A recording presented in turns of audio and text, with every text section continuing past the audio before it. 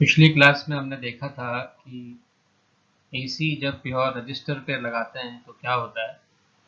आज हम देखेंगे कि एसी अगर हम प्योर इंडक्टर पे लगाएंगे तो क्या होगा। राइट। सो ये हमने सोर्स लिया,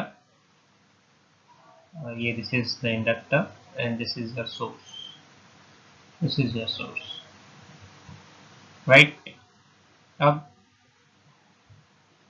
हम इसमें जो करंट फ्लो होने वाला है उस करंट को निकालेंगे और ये हमारा अप्लाइड वोल्टेज है,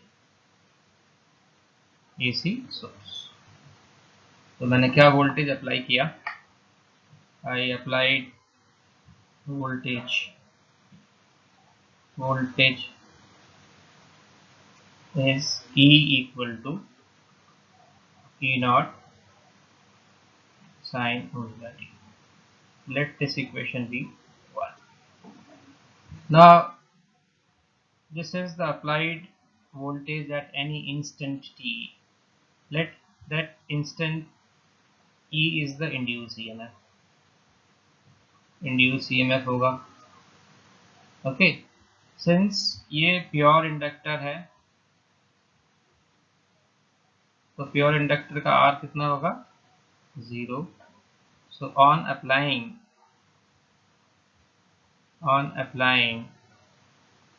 लूप रूल, जिसको हम KVL भी बोलते हैं, समेशन V इक्वल टू 0, दो ही इसके अंदर वोल्टेज हैं, एक तो ये अप्लाइड वोल्टेज इसका और एक यहाँ पे जो इंड्यूस ईएमएफ हो रहा है, तो उनका जो सम है E प्लस E कितना होगा, 0। यहाँ से E की वैल्यू कितनी आ गई, -E। हमको पता है कि चैप्टर 6 में हमने सीखा था EMF induced across an inductor कितना होता है, अक्रॉस एन इंडक्टर कितना होता है, E equal to minus L D I by D T. तो ये हमने यहाँ पर रख दिया। तो E की वैल्यू कितनी आ गई हमारी, प्लस ई नहीं, ये जाएगा minus L D I by D T. Right. So D I by D T कितना हो गया मेरा, D I by D T is E by L, E by L।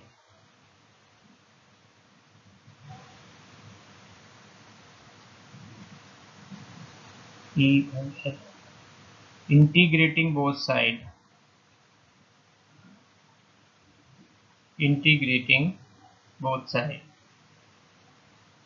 तो क्या आ जाएगा, with respect to time of course, di by dt with respect to time, E by L with respect to time। तो ये इसी को differentiate करके integrate कर दें तो फंक्शन दोबारा मिल गया आपको आई, और E की वैल्यू रख दी आपने कितनी थी, E not sign omega T D T by L. आपका E नॉट बाई एल बाहर आ गया, अंदर बचा आपका sign omega T D T.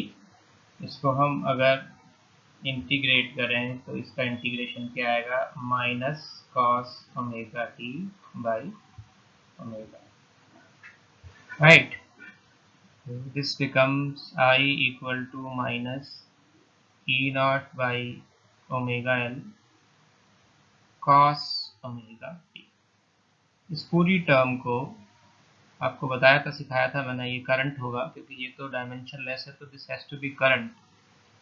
तो इसको मैंने ले लिया minus I naught cos omega t. See अब मैं इसको ना कंपेयर नहीं कर सकता, इसका फेस जो है, इसका फेस इसके साथ कंपेयर नहीं कर सकता। ये जो मैंने पिछली वाली स्लाइड में आपको बताया था इक्वेशन नंबर 1 से, तो मुझे इसको माइनस को हटाना पड़ेगा और कॉस को साइन में कन्वर्ट करना पड़ेगा। So I equal to, can I write minus I naught sine π/2 minus omega t, और इसको अगर मैं ऑर्डर बदल दूं तो ये नेगेटिव साइन भी डील हो जाएगा, ये हो जाएगा आपका plus I0 sine omega t minus π/2, right. तो कितना था मेरा, ये आ गया मेरा इंस्टेंटेनियस करंट। इंस्टेंटेनियस वोल्टेज कितना था मेरा, E equal to E0 sine omega t. इन दोनों को देखने से क्या पता लग रहा है, ये प्लस है, ये भी प्लस है, ये साइन है, ये भी साइन है, इसका फेज ओमेगा टी माइनस π/2 है, इसका फेज ओमेगा टी है। So can I conclude current is lagging behind voltage by π/2। ये लैगिंग मैंने कैसे डिसाइड किया, ये वाला ये डिसाइड किया इस माइनस के निशान से। तो करंट अगर लैग कर रहा है तो वोल्टेज लीड कर रहा है, वोल्टेज इज लीडिंग करंट। ध्यान रखना ये रिलेटिव टर्म है, अगर करंट पीछे है तो वोल्टेज आगे है। तो ध्यान रखना, लीडिंग और लैगिंग से मत समझना या याद करना, लैगिंग करंट का इफेक्ट है और लीडिंग वोल्टेज का इफेक्ट है। ओके, अब अगर मैं इसको ग्राफ बनाना चाहूँ, ग्राफिकली अगर इसको मैं दिखाना चाहूँ, ग्राफिकली, तो ये एक ही ग्राफ पे मैं करंट और वोल्टेज दोनों दिखा रहा हूँ। ये आपका वोल्टेज है, अगर ये वोल्टेज कौन सी इक्वेशन है आपकी, E equal to E0 sine omega T. तो करंट की जो इक्वेशन आएगी, करंट की इक्वेशन क्या आएगी आपकी, यू कैन सी, ये करंट आएगा आपका, करंट क्या था आपका, I equal to minus I0 cos omega. तो करंट आपका ये आएगा, माइनस से शुरू हो रहा है यहाँ से। और ऐसा याद करता हूँ मैं कि जब कॉस जब साइन आपका 0 है तो कॉस मैक्सिमम नीचे क्यों गया, क्योंकि ये नेगेटिव साइन है यहाँ पर। साइन जब आपका मैक्सिमम तो कॉस आपका 0, जब साइन 0 तो कॉस आपका मैक्सिमम 0 एंड मैक्सिमम। तो आपका ग्राफ कुछ ऐसे बन जाए।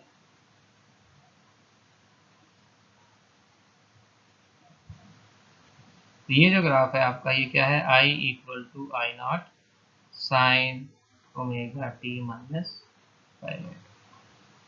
This is E or I and this is T. You can clearly see this lag here, ये lag दिखाई दे रहा है आपका, करंट यहाँ से शुरू हो रहा है और ये वोल्टेज यहाँ से, और ये जो डिफरेंस है कितना है, π/2 का, you can see easily, right.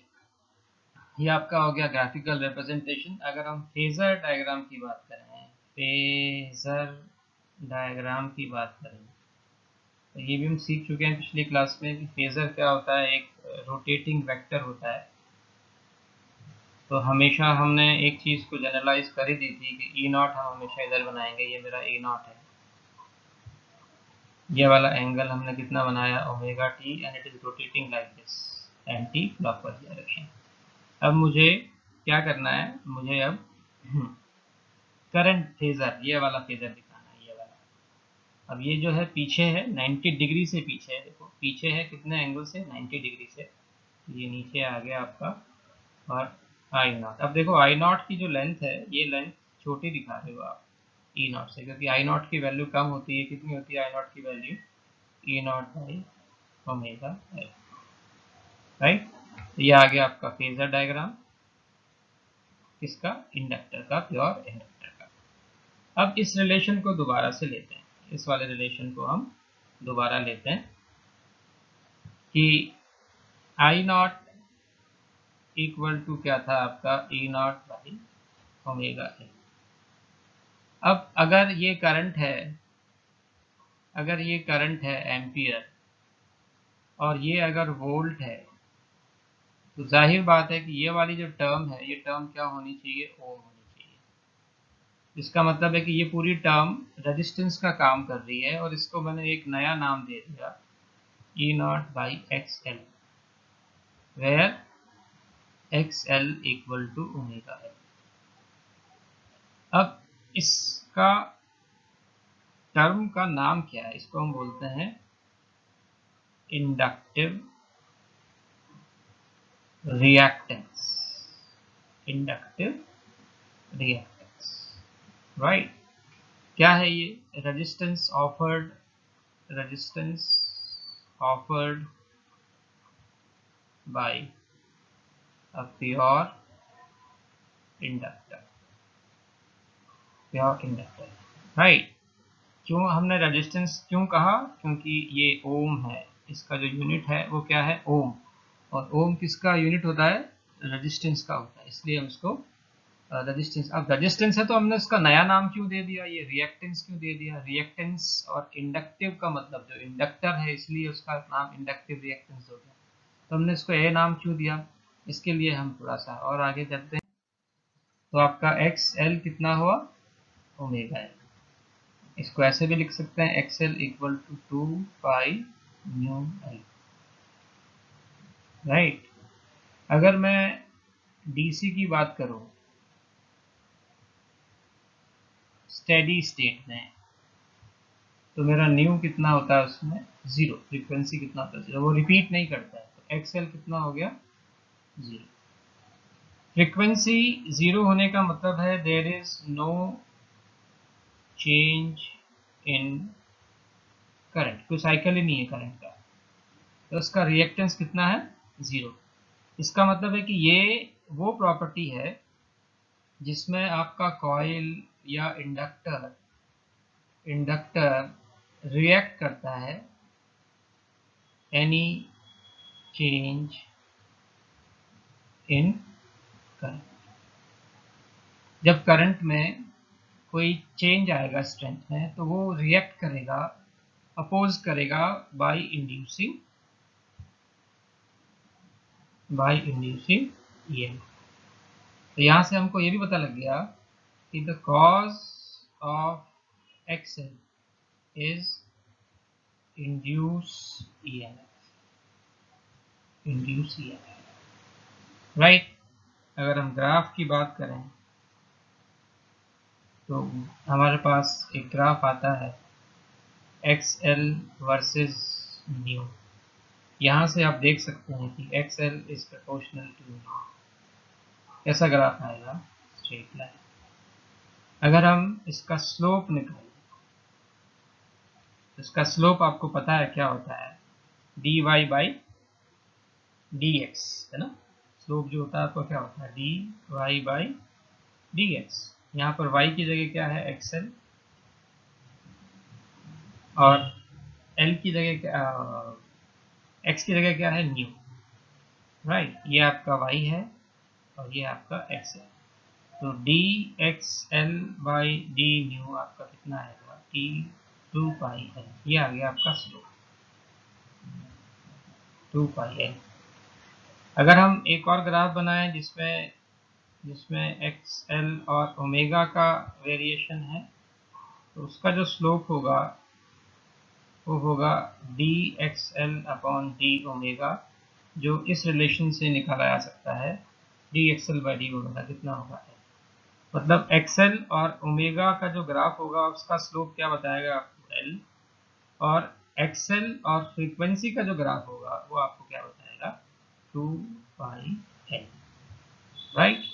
तो एक छोटा सा क्वेश्चन आप बहुत जल्दी से कर सकते हैं इसमें, कि आपने क्या किया, एक ग्राफ दिया आपको XL और ओमेगा का, और दो अलग अलग इंडक्टर A और B।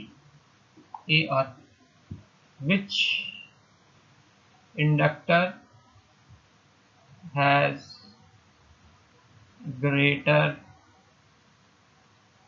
inductance?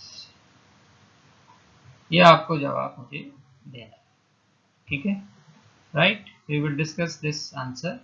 In fact, you all are supposed to answer this question. सबको मुझे आपको बताना पड़ेगा, right? Now we will see the second topic in the second recording.